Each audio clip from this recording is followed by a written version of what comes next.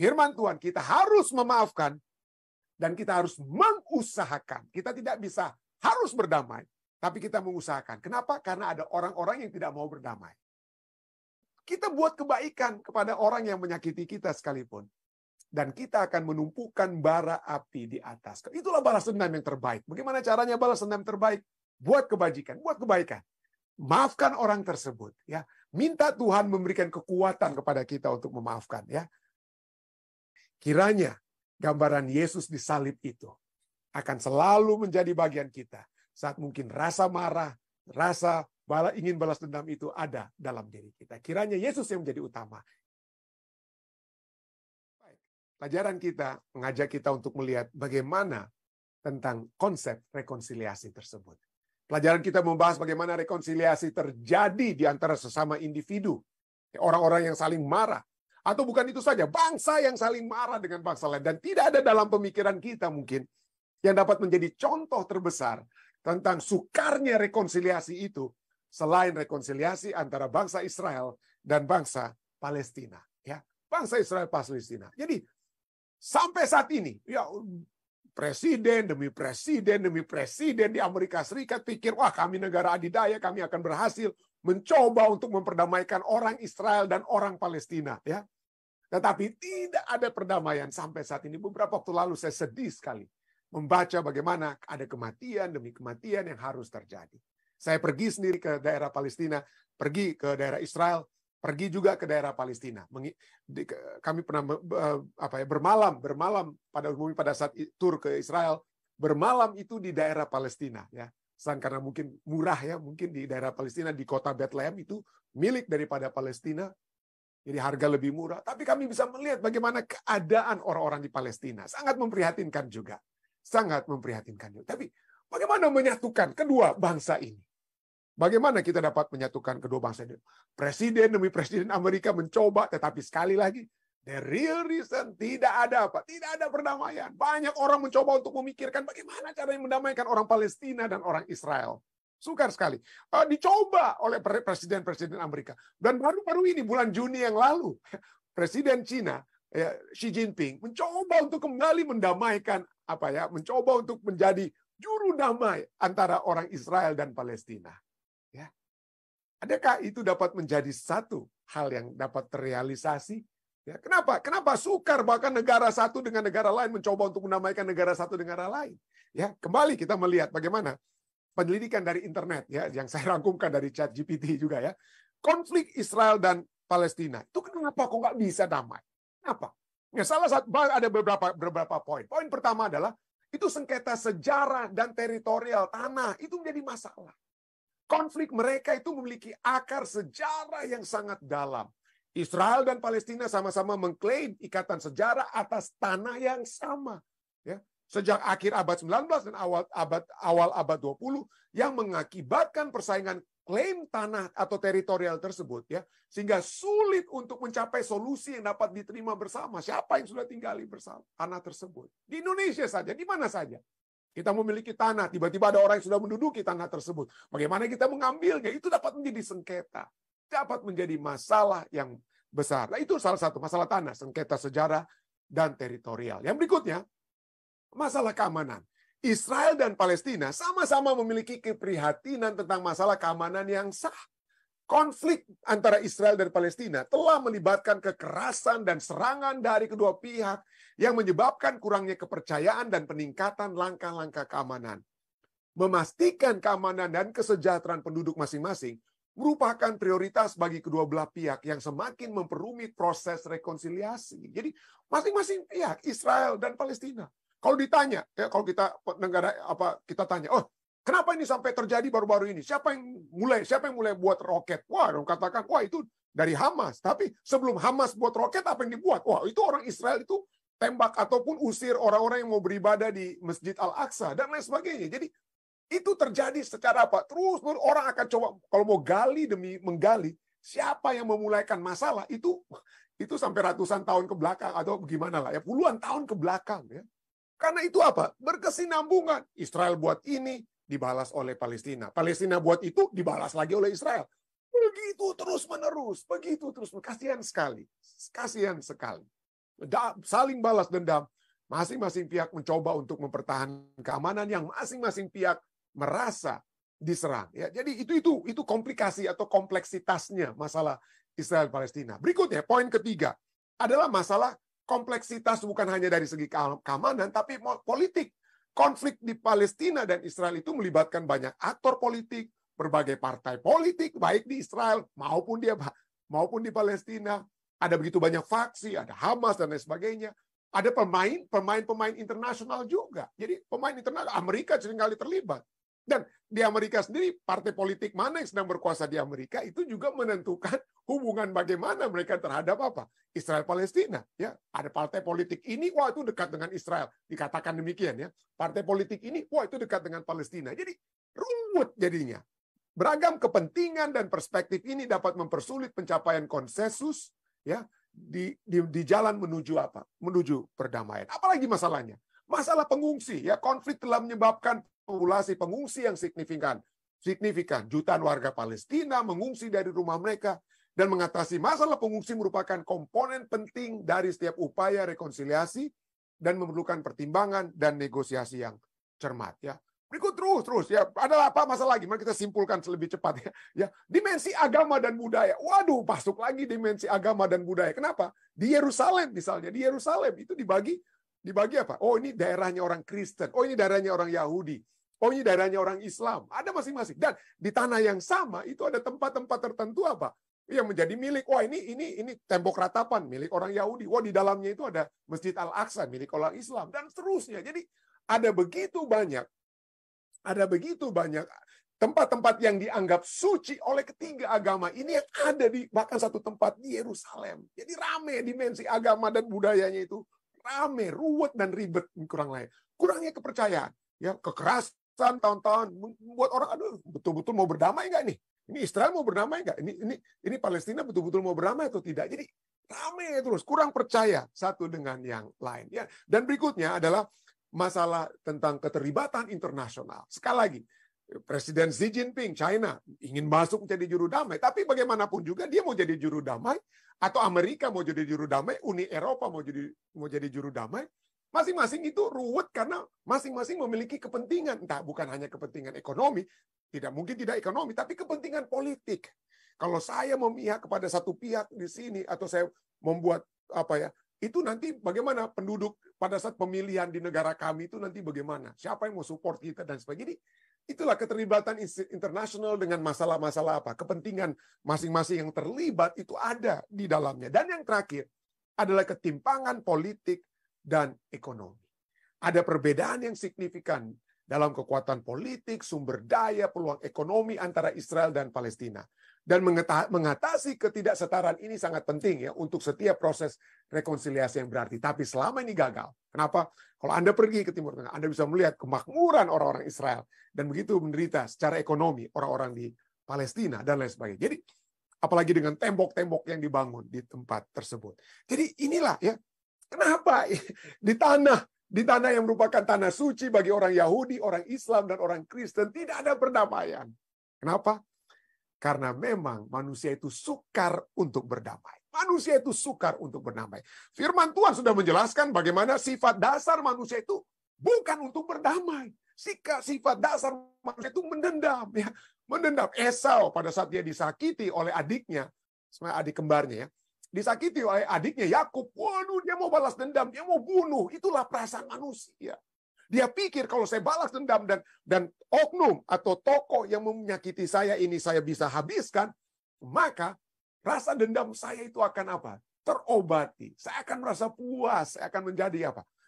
Oke. Jadi itulah sebabnya banyak pihak baik pihak dari kedua belah pihak, dari Israel Palestina kata, oh kita harus hancurkan habis-habis, betul-betul habiskan. Satu pihak bicara itu, pihak lain juga bicara hal yang sama. Jadi itu karena masalah dendam ya. Saling bagaimana caranya menghancurkan satu dengan yang lain. Bukan hanya Esau menaruh dendam kepada Yakub dan mencoba untuk membunuh Yakub pada saat pada saat Yakub ya kemudian sudah dia punya anak-anak ya, Yakub punya anak-anak.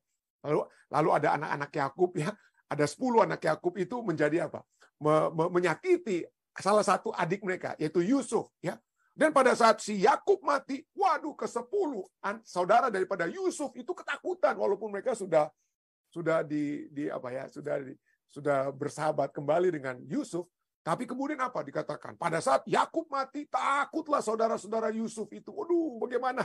Bisa jadi, kata dalam Kejadian 50 ayat 11, bisa jadi Yusuf akan mendendam kita dan membalaskan sepenuhnya kepada kita segala kejahatan yang telah kita lakukan kepadanya. Itulah umat manusia. Kalau saya disakiti, kalau saya dipatuk, saya harus patuk Anda kembali. Saya harus membalas dendam. Apa yang Anda buat, saya harus buat kembali kepada Anda. Saya pikir saya akan memiliki kepuasan.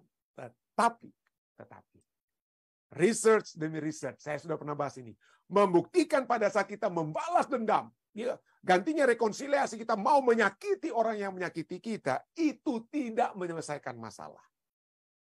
Research yang dibuat yang dilaporkan dalam Association for Psychological Science dengan judul The Complicated Psychology of Revenge, yaitu psikologis pembalasan dendam, psikologis membalas dendam yang complicated. Kenapa complicated?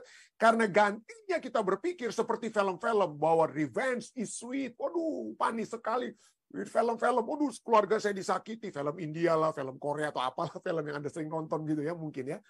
Kalau kita disakiti, waduh, pada akhirnya kita bisa berhasil balas dendam orang yang menyakiti kita. Sekarang mereka yang menderita. Waduh, orang tepuk tangan di akhir film tersebut. But itu dunia film ya, dunia perfilman, dunia maya mungkin begitu.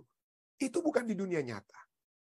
Setelah melakukan penyelidikan demi penyelidikan ya, in the past few years, psychological scientists discovered many ways in which the practice of revenge fails to fulfill its sweet expectation. Jadi pepatah yang katakan bahwa balas dendam itu adalah manis, itu tidak benar. Mari saya baca bahasa Indonesia. Ini artikelnya ya. Tapi bahasa Indonesianya ini ya. Dalam beberapa tahun terakhir, para ilmuwan psikologi telah menemukan bahwa banyak cara di mana praktek balas dendam gagal memenuhi harapan manisnya. Ilmuwan perilaku behavioral scientist telah mengamati bahwa gantinya memadamkan permusuhan, balas dendam dapat memperpanjang ketidaknyamanan dari pelanggaran awal. Jadi saya sudah disakiti, lalu saya balas dendam. Rasa sakit saya itu tidak akan hilang, saudara.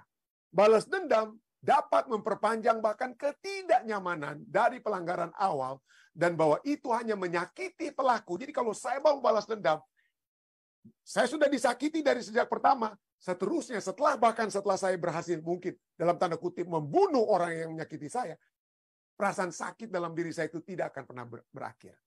Itu hanya menyakiti pelaku dan tidak cukup untuk memuaskan rasa dendam seseorang.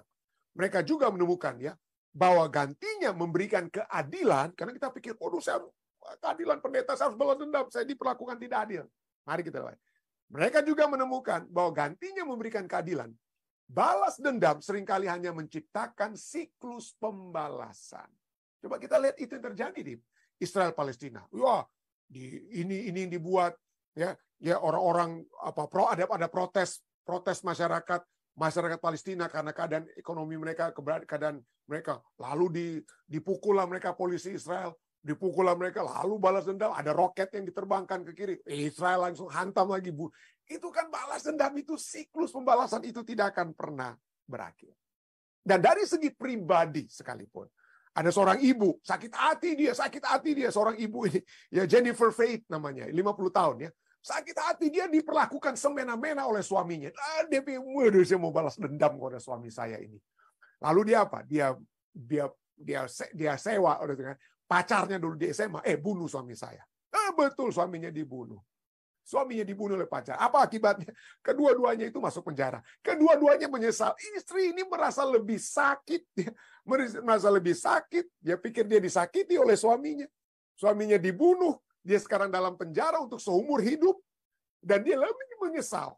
Lebih merasa sakit di dalam penjara daripada dia disakiti. Jadi beda antara mencari keadilan. Wanita ini dapat mencari keadilan, tapi tidak harus mencari balas dendam. Kalau kita mencari keadilan, mungkin kita bisa, wanita ini, Jennifer Faith ini, mungkin bisa bicaralah dia ke polisi atau apalah, laporkan suaminya menganiaya dia atau apa. Gantinya dia main balas dendam, bunuh suaminya ya. Jadi beda antara membalas dendam dengan mencari keadilan. Ya, mencari keadilan itu biar. Saya tidak ajarkan, waduh, karena pendeta Rantum bilang jangan balas dendam atau apa. Ya udah didiamin aja kalau suami pukul-pukul istri atau bukan. Silakan mencari keadilan ya. Tapi jangan membunuh, jangan membalas dendam. Jadi saya pernah berikan pepatah ini, katakan, kalau Anda mau membalas dendam, kalau Anda mau membunuh orang yang menyakiti Anda, gali 2 lubang. Gali 2 lubang. 1 lubang untuk orang yang Anda bunuh, yang Anda ingin balas dendam. 1 lubangnya untuk diri Anda sendiri.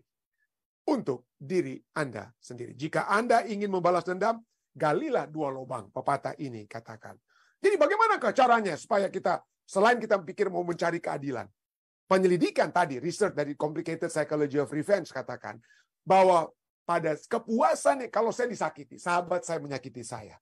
Kepuasan itu dapat saya miliki apabila sahabat tersebut, mungkin yang menyakiti saya, dia memahami perilaku mengapa tindakan balas dendam itu terjadi.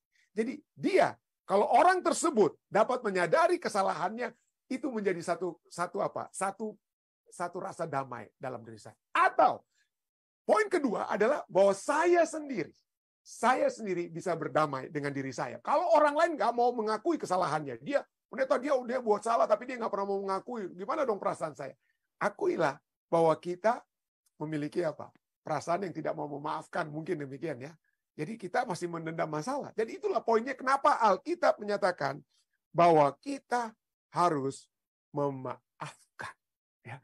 Mungkin berat, ya, tapi ingat seperti kita lihat bagaimana Yesus yang telah Yesus yang telah memaafkan kita. Yesus yang telah memaafkan. Dan bukti bahwa memaafkan ini memberikan satu jalan terbaik adalah bukti yang dibawakan oleh seorang ibu di Rwanda. Kita tahu di tahun 1994. Ya. Ibu ini kehilangan apa? Kehilangan anak bayinya. Dibunuh oleh seorang pria anak bayinya. Dan bukan itu saja, pada saat dia untuk mencegah seorang pria ini mencoba untuk membunuh anaknya, tangannya itu terpotong, putus. Ya. Tapi apa yang terjadi setelah laki-laki itu masuk dalam penjara dan laki-laki itu kemudian keluar dari dalam penjara? Apa yang dia lakukan? Ibu yang bernama saya tidak bisa Alice ya. Alice Mukarurinda. Alice Mukarurinda, dia memaafkan laki-laki yang membunuh anaknya tersebut. Dan apa yang dia? Laki-laki tersebut dianggap sebagai anaknya. Ya, laki-laki tersebut keluar dari penjara, namanya Immanuel, saya percaya ya. Immanuel yang memutuskan. Kalau Anda baca artikel ini ya, Anda bisa lihat juga bagaimana mereka duduk berdampingan. Wanita ini, Ibu Alice ini, tidak ada lagi tangannya. Tapi dia maafkan. Ya, dia maafkan laki-laki tersebut. Lalu kemudian diangkat anak sendiri tinggal bersama-sama dengan keluarga daripada ibu ini. Itulah firman Tuhan katakan. Diharuskan kita untuk memaafkan, dan ini adalah salah satu bukti bahwa kita harus memaafkan. Kita harus memaafkan. Firman Tuhan, saya tidak punya waktu lagi, waktu kita tidak cukup untuk mungkin membahas ayat demi ayat yang mengharuskan kita untuk memaafkan ya. Dan satu hal, bagaimana kalau orang yang kita maafkan itu tidak mau berdamai dengan kita?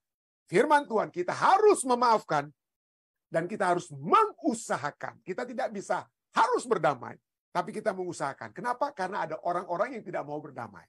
Oke? Ada orang-orang yang tidak mau berdamai. Ada orang-orang yang menyakiti kita. Kita sudah maafkan orang tersebut. Kita coba untuk menjadi sahabat dia kembali. Tapi orang tersebut memang orangnya kepala batu gitu ya, atau cari masalah terus. Yang dapat kita lakukan hanya usahakan berdamai. Kita hanya usahakan. Roma 12 ayat 17 sampai 20 katakan apa? Jangan balas dendam. Itulah sebabnya. Jangan balas dendam. Janganlah membalas kejahatan dengan kejahatan.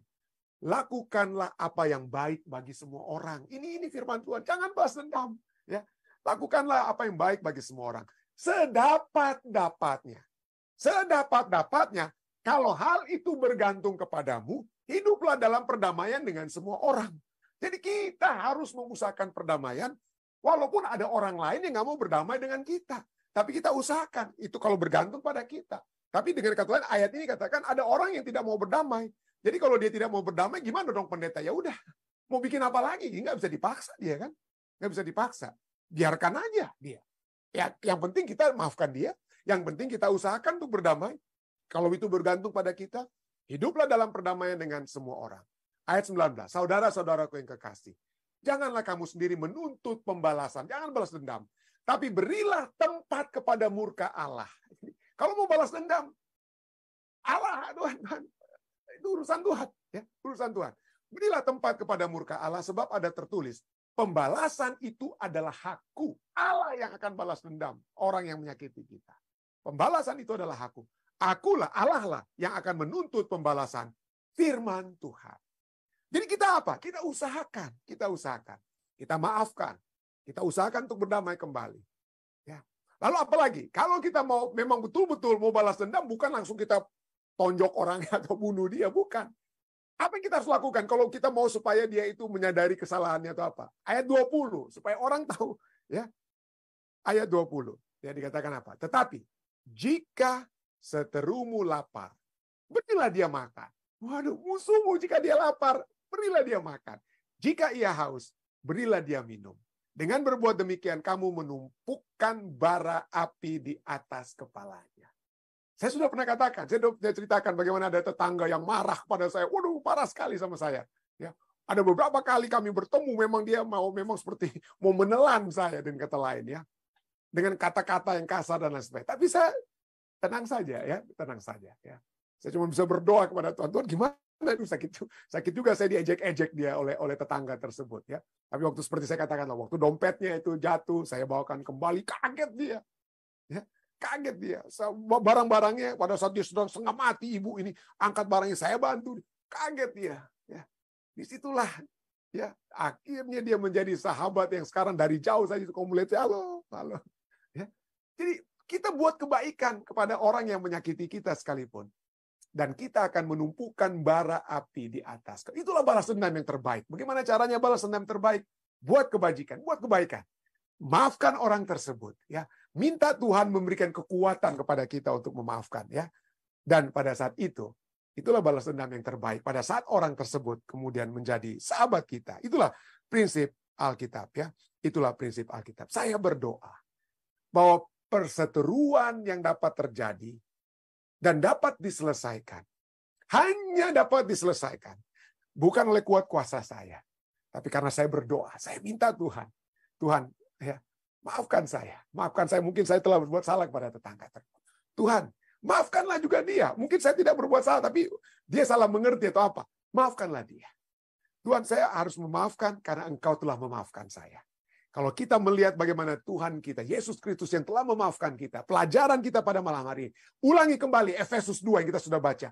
Di dalam Kristus, hanya melalui apa yang Yesus sudah lakukan, maka kita dapat diperdamaikan. Perseteruan itu dapat apa? Disatukan. Kenapa? Karena Yesus adalah sumber damai. Hanya satu-satunya sumber damai adalah Yesus. Bukan dari manusia, bukan dari Amerika, bukan dari Cina, bukan dari pendeta Rantung, bukan siapa-siapa. Juru damai kita yang memperdamaikan saya dengan anggota keluarga saya, yang memperdamaikan saya dengan tetangga saya adalah Yesus Kristus. Yesus yang telah mati di salib, mengucurkan darahnya untuk kita. Seharusnya kita yang mati. Dan pada saat kita mengenang itu dia, kita hanya bisa bersyukur dan mengampuni dan mengusahakan perdamaian dengan sesama. Kiranya gambaran Yesus di salib itu akan selalu menjadi bagian kita. Saat mungkin rasa marah, rasa ingin balas dendam itu ada dalam diri kita. Kiranya Yesus yang menjadi utama. Inilah doa dan permohonan yang saya bawa dalam nama Yesus.